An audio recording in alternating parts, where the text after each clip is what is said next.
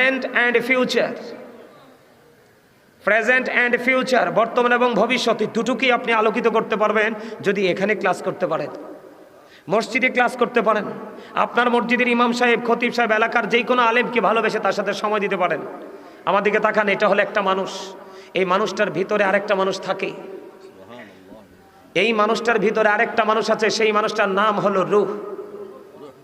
ইংলিশে এটাকে বলা হয় সোল, বাংলাতে এটাকে বলা হয় আত্মা। আল্লাহ রাব্বুল আলামিন বলেছেন, say the soul is the order of my Lord. Allah বলেছেন, কওলির রূহু মিন আমরি রব্বি, first tense, present tense, future tense, অতীত, বর্তমান, ভবিষ্যৎ। খেয়াল করেন কথাগুলো।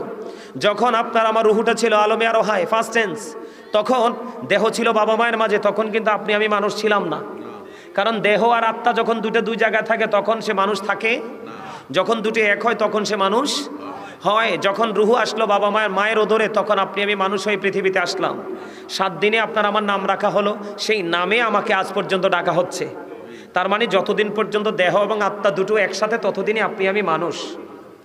আবার একদিন এই নাম ডাকতে ডাকতে ডাকতে ডাকতে হঠাৎ একদিন আপনার দেহ থেকে যেই মানুষটা ভিতরেরটা, যেটাকে ধরা যায় না, ছোঁয়া যায় না, সেই মানুষটা একদিন অচিনপুরি চলে যাবে, আপনাকে না বলে। সেটা আপনি আমি জানি না। কেউ যাবে কি যাবে না?